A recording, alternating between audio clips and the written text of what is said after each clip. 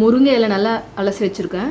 அது கூட வெங்காயம், பொட்டுக்கடலை பவுடர் ஆட் பண்ணிக்கலாம்.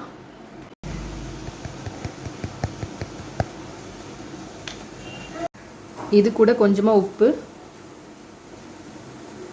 கொஞ்சம் மஞ்சள் தூள். நான் பச்சை மிளகாய் போடல, பச்சை மிளகாயில் கொஞ்சம் பழுத்த மிளகா கொஞ்சம் ஆட் பண்ணிக்கிறேன். ஏன்னா எடுக்கிறதுக்கு ஈஸியாக இருக்கும். ஒரு முட்டை ஆட் பண்ணிக்கிறேன்.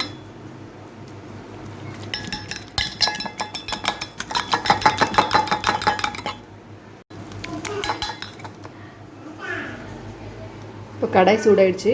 இப்போ இதில் ஊற்றிக்கலாம்.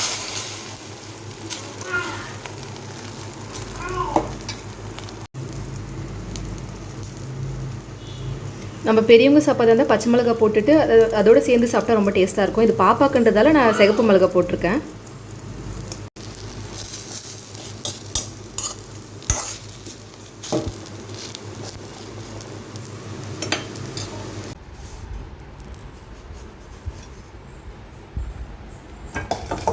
ஒரு ஹெல்த்தியான ஆம்லெட் ரெடி ஆயிடுச்சுங்க. கண்டிப்பாக நீங்களும் இதே மாதிரி ட்ரை பண்ணி பாருங்கள்.